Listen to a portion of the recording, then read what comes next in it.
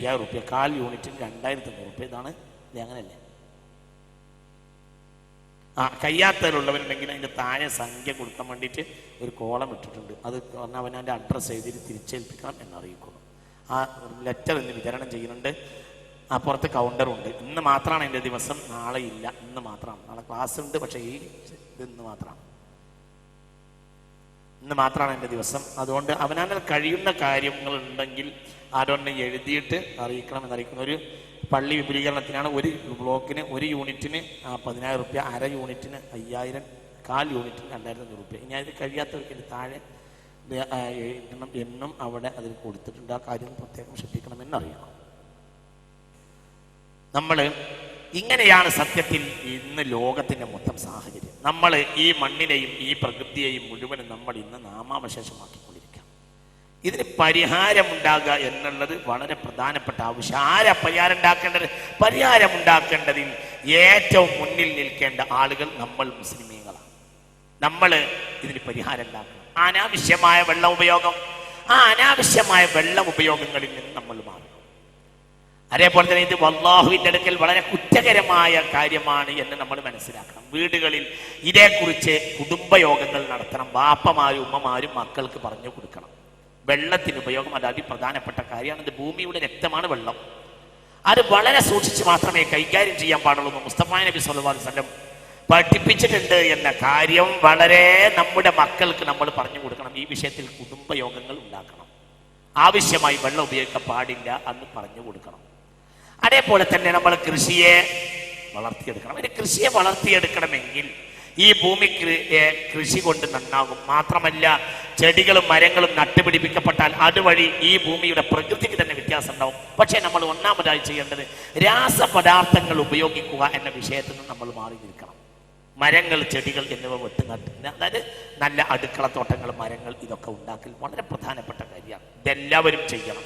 ഇതിൽ വലിയ കൂലി കിട്ടും.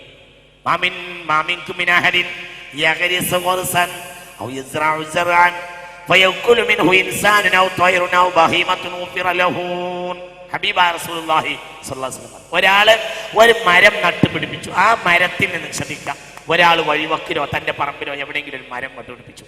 ആ മരത്തിൽ ഫലമുണ്ടായിട്ട് ഒരു കാക്കയോ മറ്റോ ഒരു മനുഷ്യനോ ജീവിയോ എന്തെങ്കിലും കഴിക്കുകയോ അതിന്റെ താഴെ ഒരാൾ തണൽ അനുഭവിക്കുകയോ ചെയ്താൽ ഗുഫിറ ലഹു, അയാൾ ഖബറിലാണെങ്കിലും അയാൾ ദോഷം അല്ലാഹു പുറത്തു കൊടുക്കുമെന്ന് ഹബീബായ റസൂലുള്ളാഹി സ്വല്ലല്ലാഹു അലൈഹി വസല്ലം. മരം നട്ടുപിടിപ്പിക്കുക നമ്മളെ പ്രധാനപ്പെട്ട ഒരു കാര്യമാണ്. ഈ വിഷയത്തിൽ എന്തെങ്കിലും ഒന്ന് ചെയ്യണമെന്നും എൻ്റെ മനസ്സിലുണ്ട്. ഞാൻ ആ കാര്യത്തെക്കുറിച്ച് ഗൗരവമായി ആലോചിച്ചുകൊണ്ടിരിക്കണം. കേരളത്തിലെ പരിസ്ഥിതി പ്രവർത്തകന്മാരോട് കൂടി ചേർന്നിട്ട് ഈ വിഷയത്തിൽ കാര്യമായി എന്തെങ്കിലുമൊക്കെ ഒന്ന് ചെയ്യണം. ഇതൊരു ഖുർആനിൻ്റെ ഒരു യാഥാർത്ഥ്യവൽക്കരണം. ഇതുകൊല്ലം ഞാൻ വേറെയായി പറയുകയാണെങ്കിലും നടപ്പിലാക്കാനുള്ള ചില കാര്യങ്ങളെക്കുറിച്ച് ഞാൻ ആലോചിച്ചുകൊണ്ടിരിക്കുകയാണ്. ഇൻഷാ അല്ലാഹ് സൗകര്യപ്പെട്ടാൽ ഈ വരുന്ന വേനൽ തന്നെ അതിനെന്തെങ്കിലും ഒരു കാര്യം നടപ്പിലാക്കണമെന്നും എൻ്റെ മനസ്സിലുണ്ട്. അല്ലാഹു സുബ്ഹാനഹു വ തആല തൗഫീഖ് നൽകട്ടെ. നമ്മൾ വെറുതെ പറയുകയല്ല, അതിന് വേണ്ട ചില കാര്യങ്ങളൊക്കെ ഉണ്ട്. അതേപോലെ തന്നെ കർഷകന്മാർ കൃഷിയെ വളർത്തിയെടുക്കുക. എന്താ കൃഷിയെ വളർത്തിയെടുത്താൽ ജൈവവളങ്ങൾ ഉപയോഗിക്കുക. ചെലവ് കുറച്ച് കൂടിക്കോട്ടെ, എന്നാലും ഭൂമി നന്നാവും. ഒന്ന്, മണ്ണിരകൾ മടങ്ങി വരും. പിന്നെ കൃഷി നന്നാവും. ഇതൊക്കെ വളരെ പ്രധാനപ്പെട്ട കാര്യങ്ങളാണ്. എന്തുകൊണ്ടത് ചെയ്തുകൂടാ? നല്ല നല്ല നല്ല ഒരു 8-10 ആളുകൾ, നിങ്ങൾ ഈ ആവശ്യമില്ലാത്ത റിയൽ എസ്റ്റേറ്റുകളും വലിയതൊക്കെ ഉണ്ടാക്കുന്നതിന് പകരം എന്തുകൊണ്ട് ഒരു 10, 20, 25 ഏക്കർ ഒരു 4 ആൾ കൂടിയെടുത്തിട്ട് അതിലൊരു കൃഷി ഫാം ഉണ്ടാക്കുക? എന്തുകൊണ്ട്? അവിടെ ജൈവവളം മാത്രമേ ഉപയോഗിക്കുള്ളൂ. അത് നല്ല പുല്ല് വളർത്തുക, 8-10 എരുമകളെയും പശുക്കളെയൊക്കെ പോറ്റുക. പശുവിൻ്റെ പാല് അതൊക്കെ നല്ല, അതിൻ്റെ തേനും അതിൻ്റെ നെയ്യും ഔഷധമാണെന്ന് ഹബീബായ റസൂലുള്ളാഹി. വലിയ ലാഭമൊന്നും ഉണ്ടാവില്ല. എത്ര കിട്ടുന്ന നമുക്ക് എന്തിനും എത്ര കിട്ടുന്ന അതൊക്കെ ഒന്ന് കുറച്ചിട്ട് ഇതൊക്കെ ഒന്ന് ചെയ്യാം. പിന്നെയോ പാടങ്ങൾ, നെൽപ്പാടങ്ങൾ പരമാവധി എന്തുകൊണ്ട് അത് കുറച്ച് ആളുകൾ കൂടിയിട്ട്, ഒരാൾ ഒറ്റക്കാണെങ്കിൽ ഒരു പാടം നടത്തുന്നത് ബുദ്ധിമുട്ടാണ്. നേരെ വെച്ച് 2, 3, 4 ആളുകൾ കൂടിയാൽ ഇതൊക്കെ കഴിയും. ഒരു 3-4 ആൾ കൂടിയിട്ട് ഒരു 8-10 ഏക്കർ പാടം, നെൽപ്പാടങ്ങൾ എന്തുകൊണ്ട് കൂടി കൃഷി ചെയ്യുന്നൂടാ? ഞാൻ ഈ വിഷയത്തിൽ ചില ആളുകളുമായി ചില തുടക്കം ചെയ്തിട്ടുണ്ട്. ഇൻഷാ അല്ലാഹ് പറയാനായിട്ടില്ല. പിന്നെ ഒരു പൊതുവേദിയിൽ പറയുന്നത് ഖൈറില്ല, അതുകൊണ്ട് ഞാൻ പറയുന്നില്ല. ഏതായാലും ഈ വിഷയത്തിൽ വരും വേനൽക്ക് എന്തെങ്കിലും ഞാൻ പറയുന്നതിന് നിങ്ങൾക്ക് മനസ്സിലാക്കാനുള്ള ചില കാര്യങ്ങൾ ഞാൻ ചെയ്തു നോക്കും. അതിന് ഉദ്ദേശിക്കുന്നത് അല്ലാഹു തആല തൗഫീഖ് ചെയ്യട്ടെ. നമുക്ക് ആവശ്യമായ നെല്ല് അത് ഞാൻ കാര്യമായി പറയുന്നത് എന്താ പറയുക, എൻ്റെ വീട്ടിൽ നേരത്തെ തന്നെ ആവശ്യമായ ഒരു കൊല്ലം മുഴുവനും കഴിക്കാനുള്ള നെല്ലുകളൊക്കെ വാപ്പ വല്യപ്പാൻ്റെ കാലം മുതലേ ഈ കാര്യം വളരെ ശ്രദ്ധയുള്ളതാണ്. എന്താണെങ്കിലും കൃഷിയിൽ എത്ര നഷ്ടമെന്ന് പറഞ്ഞിട്ട് വാപ്പ ഒഴിവാക്കിയില്ല. ഇന്ന് അതിന്റെ ഫലം അനുഭവിക്കാം. ഇന്നിപ്പോ ഞാൻ ഇന്നലെ ഈ വിഷയം പഠിച്ചപ്പോൾ തോന്നി, സുബ്ഹാനല്ലാഹ്, ഇനിയൊരു കാലം വരും വല്ലാതെ താമസിയാതെ ഭക്ഷ്യവിഭവങ്ങൾ ലോകത്തില്ലാതെയാവും ഉറപ്പായിട്ടും. അന്ന് മനുഷ്യൻ ഭക്ഷണത്തിന് വേണ്ടി തെണ്ടും. അന്ന് ഇന്ന് ഈ വലിയ വലിയ നെൽപ്പാടങ്ങളൊക്കെ നികത്തി നാശമാക്കിയവർ അന്ന് വേദനിക്കും. അങ്ങനത്തെ ഒരു സമയം വരാൻ പോകുന്നത്. എന്തുകൊണ്ട് ഒരു 4 or 5 ആള് കൂടി ചെന്നിട്ട് 8 or 10 ഏക്കർ എടുത്തിട്ട് 10 or 20 ഏക്കർ നെൽപ്പാടങ്ങൾ എല്ലാവരും അതിൽ പച്ചില വളം അതേപോലെ തന്നെ കാലിവളമൊക്കെ ഉപയോഗിക്കുക. എന്തിന്? അതൊരു മാതൃകാപരമായ കാര്യം. അവരെ വീട്ടുകാർക്കും അതിന്റെ പരിസരത്ത് വിൽക്കേണ്ട ആളുകൾക്കും വേണ്ടി അവർക്ക് കെമിക്കൽ ഇല്ലാത്ത ഭക്ഷണം. അത് വന്നാൽ അത് വീണ്ടും മടങ്ങി വരും. അങ്ങനെ മടങ്ങി വന്നാൽ ഒരളവോളൊക്കെ ഈ ഭൂമിയിലെ തകർച്ചയെ നിയന്ത്രിക്കാൻ നമുക്ക് കഴിയും എന്നാണ് ഞാൻ മനസ്സിലാക്കുന്നത്. എല്ലാവരും അതൊന്ന് ശ്രമിച്ചാൽ കഴിയും. ഒരു വിചാരിച്ച ലാഭമൊന്നും കിട്ടൂല. നമുക്ക് ഏത് കാര്യത്തിൽ ലാഭം കിട്ടുന്ന കാര്യത്തിലാണ് നമ്മുടെ താല്പര്യം. അത്യാവശ്യം നല്ല ഒരു ജോലി, ഒരു 10,000 or 15,000 രൂപ മാസത്തിന് ശമ്പളമുള്ള ജോലി ഒഴിവാക്കിയിട്ട് ഇവിടെ വന്നിട്ട് എന്തോ തൽക്കാലം 2 ഭൂമി എടുത്ത് വിൽക്കുന്നതോടുകൂടെ ഒരു 1-1.5 ലക്ഷം രൂപ ലാഭം കിട്ടിയാൽ പിന്നെ അവൻ ആ വിസയാണ് കട്ട് ചെയ്യും. എന്നാൽ പിന്നെ കച്ചവടം നടന്നില്ല. പിന്നെ ഒരു 4 കൊല്ലം 5 കൊല്ലം അങ്ങനെ തന്നെ അന്തല്ലാതിരിക്കും. എന്നാലും പിന്നെ ഒരു 10,000 രൂപയ്ക്ക് പോയി ഗൾഫിൽ ജോലി ചെയ്യാൻ അവന് മനസ്സില്ല. എന്തുകൊണ്ട്? ഒറ്റ അടിക്ക് ഒരാഴ്ച കൊണ്ടോ 2 ദിവസം കൊണ്ടോ ഒരു 1-1.5 ലക്ഷം റിയൽ എസ്റ്റേറ്റിന് കിട്ടുന്നതോടുകൂടെ പിന്നെ റിയൽ എസ്റ്റേറ്റിന്റെ പിന്നാലെയായി. ഇത് തെറ്റാന്ന് പറയുന്ന അർത്ഥമില്ല.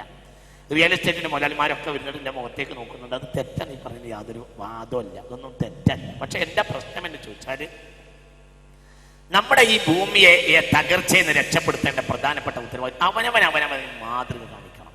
അതിന് നമുക്ക് കഴിയണം. സന്നദ്ധ പ്രവർത്തകർ, ഇസ്ലാമിക പ്രവർത്തകരൊക്കെ യോജിച്ച് ചേർന്നാൽ ഒരു പ്രാഥമികമായി ഒരു 50 കിലോമീറ്റർ ദൂരത്തെങ്കിലും കേരളത്തിൽ അതിനുവേണ്ടി വന വകുപ്പും മറ്റുമൊക്കെ സർക്കാരും ഒക്കെ എല്ലാവിധ സഹായങ്ങളും ഇപ്പോൾ ചെയ്യും. അതിനും സർക്കാർ തയ്യാറാണ്. എന്തുകൊണ്ട് 50 കിലോമീറ്റർ ദൂരം നമുക്ക് നല്ല തേന്മാവ് നട്ടുപിടിപ്പിക്കാം. ഒരു വേനൽക്ക് പണിയുണ്ട്, നല്ല പണിയെടുക്കുക. എല്ലാവരും ഈ ഫ്ലെക്സിബിലിറ്റി ഒന്ന് ഒഴിവാക്കുക. എപ്പോഴും ഇതിന്റെ മുന്നിൽ നിൽക്കുക, ഇതിന്റെ മുന്നിൽ തന്നെ പിന്നെ ആവുക എന്നുള്ള പണിയൊക്കെ ഒഴിവാക്കി മുസ്ലിം സംഘടനകളുടെ പ്രധാനപ്പെട്ട ആവശ്യമാണ് മനസ്സിലാക്കുക. ഈ അരിയുടെ കീസ് അങ്ങോട്ട് കൊടുക്കുക, അങ്ങോട്ട് വാങ്ങുക, അപ്പോൾ കൊടുത്തപ്പോൾ ഇങ്ങോട്ട് വാങ്ങിയപ്പോൾ എന്നുള്ള ഈ ഫോട്ടോ മാത്രം ആക്കുണം നിർത്തിയിട്ട് കർമ്മം കൊണ്ട് സമൂഹത്തെ ഉദ്ധരിക്കാൻ തയ്യാറാവുക. ഇതിനെല്ലാവരും തയ്യാറാവുക. ഇത് മുസ്ലിം സംഘടനകൾ പ്രധാനമായി ഇതിന് നേതൃത്വം കൊടുക്കുക. ഇതിനൊക്കെ വേണ്ടിയാണ് സംഘടനകൾക്ക് ഇപ്പോൾ ഒരു പണിയില്ല എന്നുള്ളതാണ് സത്യത്തിൽ സംഘടനകൾ ഏറ്റവും വലിയ പ്രശ്നം. ഒരു പണിയില്ലാതെ എന്തോ പണിയെടുക്കുക, അതൊക്കെ നിർത്തി നിർമ്മാണാത്മകമായി പണിയെടുക്കുക. ഇത് മുസ്തഫ നബി പഠിപ്പിച്ച പണിയുമാണ്. എന്തുകൊണ്ട് ഇത് ചെയ്തുകൂടാ? ഒരു 50 കിലോമീറ്റർ ദൂരം നമ്മൾ നല്ല തേന്മാവും. അപ്പോൾ അടുത്ത സംഘടന വന്നു, അവരും ഒരു 50 കിലോമീറ്റർ. അപ്പോൾ അടുത്ത സംഘടന ഞങ്ങൾ 100 കിലോമീറ്റർ ആയിക്കോട്ടെ. കേരളത്തിൽ ലോകത്തെ ഏറ്റവും കൂടുതൽ തെന്നിന്ത്യയിൽ ഏറ്റവും കൂടുതൽ മരം നട്ടുപിടിപ്പിച്ച ഭരണാധികാരി ആരാ അറിയോ? ആരാ? തെന്നിന്ത്യയിൽ ഏറ്റവും കൂടുതൽ മരം വെട്ടുപിടിപ്പിച്ച ഭരണാധികാരി ആരാ? വലിയുല്ലാഹി ടിപ്പു സുൽത്താൻ. വലിയുല്ലാഹി റഹ്മത്തുള്ളാഹി അലൈഹി, മഹാനായ വലിയുല്ലാഹി ടിപ്പു സുൽത്താൻ റഹ്മത്തുള്ളാഹി അലൈഹി. ആര്? സയ്യിദ് ജിഫ്രി റളിയല്ലാഹു അൻഹു മുരീദ് ഖാദിരി തരീഖത്തിന്റെ ശൈഖ് ഖാദിർ റഹ്മത്തുള്ളാഹി അലൈഹി എന്ന് പറയാതെ, ടിപ്പു സുൽത്താൻ റഹ്മത്തുള്ളാഹി അലൈഹി എന്ന് പറയാതെ ഒരക്ഷരം അപ്പുറത്തേക്ക് പറയൂല ശംസുൽ ഉലമ റഹിമഹുല്ലാഹ്. തെന്നിന്ത്യയിൽ ശ്രദ്ധിക്കും, തെന്നിന്ത്യയിൽ ഏറ്റവും കൂടുതൽ റോഡ് സൈഡിൽ മരം നട്ടുപിടിപ്പിച്ചത് ആരാണ്? ടിപ്പു സുൽത്താൻ റഹിമഹുല്ലാഹ്. എന്താ നമുക്കത് ചെയ്തൂടെ? ഇപ്പോഴും മൈസൂർ പോയാൽ അതിന്റെ ഒരു അനുഭവം നമ്മൾ കാണുന്നുണ്ടല്ലോ. എന്താ മൈസൂരിന്റെ ഇപ്പോഴും ആ വലിയ വലിയ തണ്ട മരങ്ങൾ ഇങ്ങനെ നിൽക്കുന്നതായിട്ട് ഇപ്പോഴും മൈസൂരിൽ കാണുന്നുണ്ട്. വളരെ ചിന്തിക്കണം. നോർത്ത് ഇന്ത്യയിൽ ആസാം അടക്കമുള്ള 100 കണക്കിന് കിലോമീറ്റർ മരം നട്ടുപിടിപ്പിച്ചത് ബഹുമാനപ്പെട്ട ഷേർഷാ സൂരിയാണ് റഹ്മത്തുള്ളാഹി അലൈഹി. ഷേർഷാ സൂരിയാണ്, ഷേർഷാ സൂരിയാണ് പ്രധാനപ്പെട്ട മുസ്ലിം രാജാവായ ഷേർഷാ സൂരി. നോർത്ത് ഇന്ത്യയിൽ, ഇന്ത്യ രാജ്യത്ത് റോഡ് സൈഡിൽ മരം നട്ടുപിടിപ്പിച്ച 2 ഭരണാധികൾ. നോർത്ത് ഇന്ത്യയിൽ ഒന്ന് ഷേർഷാ സൂരിയാണ്, സൗത്ത് ഇന്ത്യയിൽ അത് മഹാനായ ടിപ്പു സുൽത്താനാണ്. ഇതെന്താ നമുക്ക് ചിന്തല്ലേ നമ്മളെ പണി? ഈ ഫ്ലെക്സിബിലിറ്റി അങ്ങോട്ട് ഒഴിവാക്കുക. എപ്പോഴും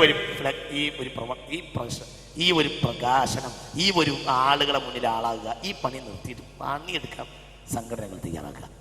അതിന് മുണ്ട് മറ്റേ എന്ന നാട് ഉണ്ടാവും. ഇത് വളരെ ഗുണമുള്ള കാര്യമാണ്.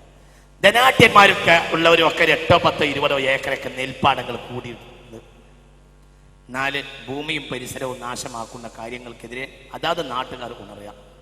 കോഴിപ്പീടികയൊക്കെ ഒരു നാട്ടിലുണ്ടായിക്കോട്ടെ, പക്ഷെ അത് അതിൻ്റെ വൃത്തിയിലും മറ്റും മണ്ണിൽ കുഴിച്ചിട്ടും അതിനെ സംസ്കരിച്ചു ഉണ്ടാകുന്ന ഒരു രീതി, ഈ അനാവശ്യ